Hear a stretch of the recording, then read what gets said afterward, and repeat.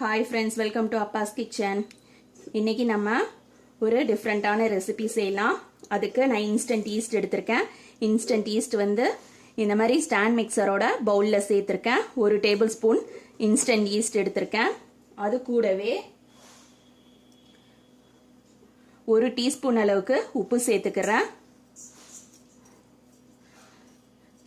Instant east சேர்க்கும் போது நம்ம வந்து ஃபெர்மெண்ட் பண்ணணும்னு அவசியம் இல்லை. டைரெக்டாகவே நம்ம மாவெல்லாம் கொட்டி பிசைஞ்சுக்கலாம்.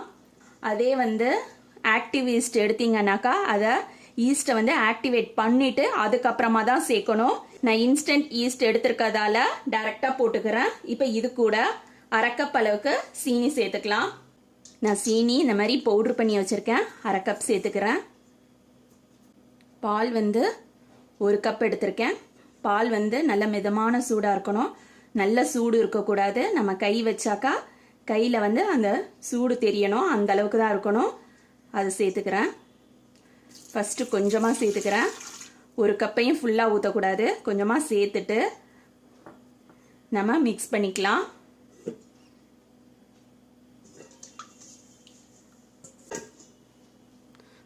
மூணு கப் மாவு எடுத்திருக்கேன். 3 கப் மாவையும் சேர்த்துடலாம்.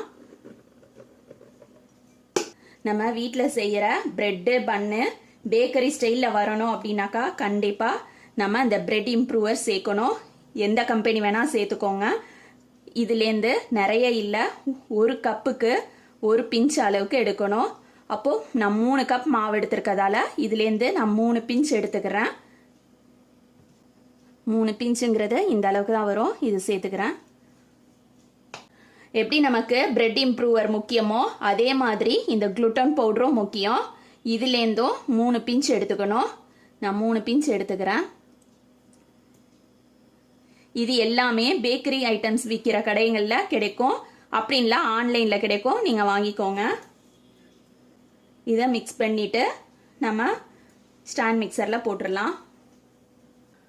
உங்ககிட்ட ஸ்டாண்ட் மிக்சர் இருந்ததுன்னா ஸ்டாண்ட் மிக்சரில் மாவு பிசைங்க. அப்படி இல்லைன்னா கிரைண்டரில் நம்ம சப்பாத்திக்கு பரோட்டாக்கு மாவு பிசைறதுக்கு ஒரு கம்பி கொடுத்துருப்பாங்க. அந்த கம்பியை வச்சு நீங்கள் கிரைண்டரில் மாவு பிசைஞ்சுக்கோங்க. இப்போ ஃபஸ்ட்டு நான் வந்து 1ல் கொடுத்துட்றேன். ரொம்ப கொடுக்கக்கூடாது. நான் வந்து ஃபஸ்ட்டு கொஞ்சமாக தான் பால் சேர்த்துருக்கேன். மீதி பால் இருக்குது, அதில் கொஞ்சம் கொஞ்சமாக ஊற்றிக்கலாம். ஃபுல்லாக ஊற்ற வேணாம். நம்ம பிரெட்டுக்கு மாவு பிசைறதா இருந்தாலும் பன்னுக்கு மாவு பிசைறதா இருந்தாலும் நம்ம வந்து ஃபுல் ஸ்பீடில் வைக்கக்கூடாது. ஃபுல் ஸ்பீடில் வந்துச்சுன்னா மோட்ரு சூடாயிடுச்சுன்னா மாவு சூடாயிடும். மாவு சூடாயிடுச்சுனாக்கா ஈஸ்ட் வந்து ஆக்டிவேட் ஆகாமல் ஈஸ்ட்டு டெட் ஆகிடும். அதால் ஸ்லோ இதில் வச்சு தான் நம்ம மாவு பிசையணும்.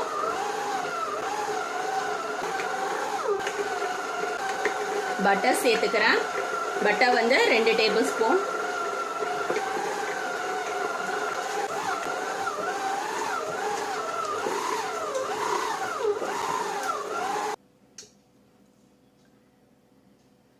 ஸ்டாண்ட் மிக்சரை ஆஃப் பண்ணிவிட்டு ஒரு தடவை மாவை நம்ம கையால் எடுத்து பார்க்கலாம்.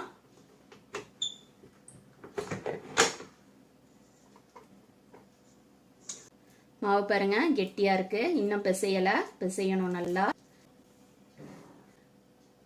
கொஞ்சமாக நான் வந்து லெமன் எல்லோ கலர் ஆட் பண்ணிக்கிறேன். இது ஆப்ஷனல் தான். உங்களுக்கு வேணான்னா நீங்கள் ஸ்கிப் பண்ணிக்கோங்க. எடுத்து வச்சிருக்க பாலில் கொஞ்சம் இருக்குது, அதையும் கொஞ்சம் சேர்த்துக்கிறேன். இப்போ நம்ம கலர் ஊற்றுனதுக்கு அப்புறமா மாவு பிசையும் போது 1 2ன்னு 3ல் வச்சிடலாம். 3ல் வச்சுட்டு 10 மினிட்ஸ் வந்து அது நல்ல மாவை பிசைஞ்சு கொடுக்கணும். பிசைஞ்சு கொடுத்ததுக்கப்புறமா நான் காட்டுறேன். மாவு பாருங்க நல்லா ஸ்மூத்தாக பிசைஞ்சிருக்கு. 10 நிமிஷம் ஆயிடுச்சு.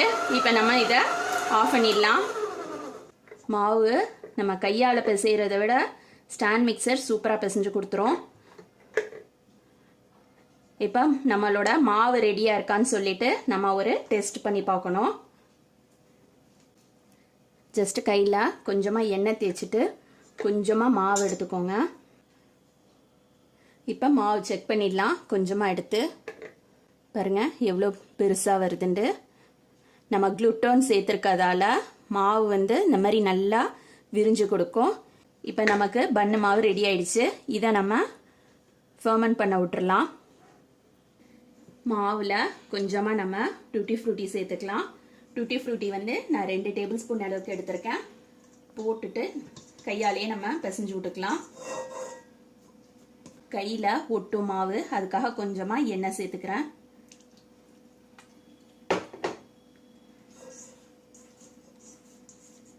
டூட்டி ஃப்ரூட்டி சேர்த்துட்டு நல்லா மிக்ஸ் பண்ணியாச்சு மாவை.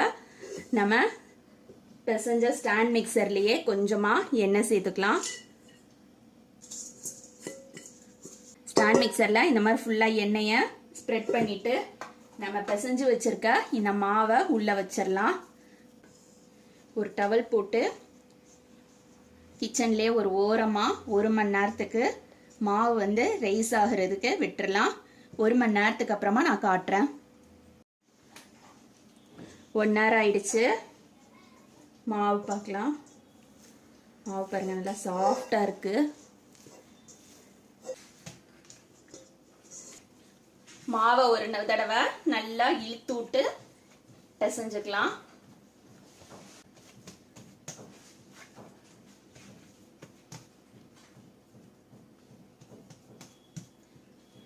மாவை நம்ம பரோட்டாக்கு சப்பாத்திக்கு பண்ற மாதிரி இந்த மாதிரி இழுத்து எடுக்கக்கூடாது.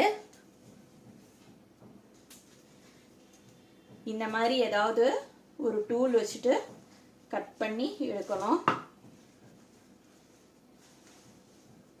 மாவை உருட்டிட்டு இந்த மாதிரி நம்ம கையை வச்சு டீ பண்ணணும்னா ரவுண்டா வந்துடும்.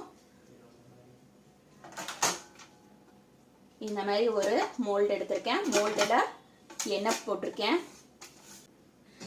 இந்த மாதிரி உருண்டை போட்ட மாவை மோல்டில் இப்படி ஓரமாக வச்சிடலாம். இந்த மாதிரி பன்னில் எத்தனை டூட்டி ஃப்ரூட்டி வேணுமோ வச்சுக்கோங்க. நான் எல்லாத்தையும் செஞ்சுட்டு அதுக்கப்புறம் காட்டுறேன். ஃபுல்லாக உருண்டை போட்டு டூட்டி ஃப்ரூட்டியும் வச்சு மோல்டில் வச்சாச்சு. இப்போ இதை வந்து 1/2 அன் ஹவர் மறுபடியும் ஒரு துணி போட்டு மூடி வச்சிடலாம். 1/2 அன் ஹவருக்கு அப்புறம் காட்டுறேன். 1/2 அன் ஹவர் ஆயிடுச்சுல. இப்போ நம்ம அதுக்கு மேலே வந்து கொஞ்சமாக மில்க் வாஷ் கொடுத்துக்கலாம். டூட்டி ஃப்ரூட்டியெல்லாம் நல்லா அழுத்தி விட்டுருங்க. இல்லைனாக்கா நமக்கு பன்னு வந்து பேக் ஆகி வந்ததுக்கப்புறம் மேலே எல்லாம் உதிர்ந்துடும். அப்படி உதிராமல் இருக்கிறதுக்கு கொஞ்சம் நம்ம வந்து நல்லா இந்த மாதிரி அழுத்தி விடணும். அதாவது மாவு அழுத்தக்கூடாது, நம்ம அந்த டூட்டி ஃப்ரூட்டியை மட்டும்தான் அழுத்தணும். நீங்கள் மில்க் வாஷ்க்கு பதிலாக எக் வாஷ் கூட கொடுத்துக்கலாம். நம்ம மில்க் வாஷ் கொடுத்தாச்சு. இப்போ இதை வந்து ஏர் ஃப்ரையரில் நான் பேக் பண்ண போகிறேன்.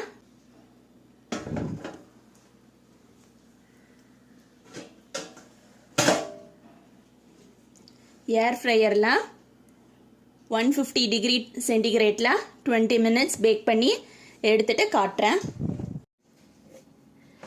பன்னு பேக் ஆயிருக்கான்னு பார்க்கலாம். பன்னு சூடாக இருக்கும்போதே இந்த மாதிரி பட்டரை மேலே அப்ளை பண்ணிடணும். பட்டர் வாஷ் கொடுக்கணும். ஃபஸ்ட்டு எப்படி நம்ம வந்து மில்க் வாஷ் கொடுத்தோமோ அதே மாதிரி லாஸ்ட்டாக வந்து பட்டர் வாஷ் கொடுக்கணும். பட்டர் ஃபுல்லாக தடவியாச்சு.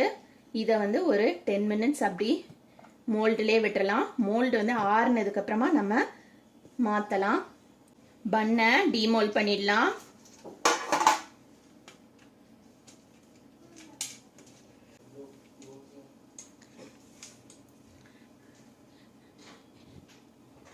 எவ்வளோ சாஃப்டாக இருக்குது பாருங்கள்.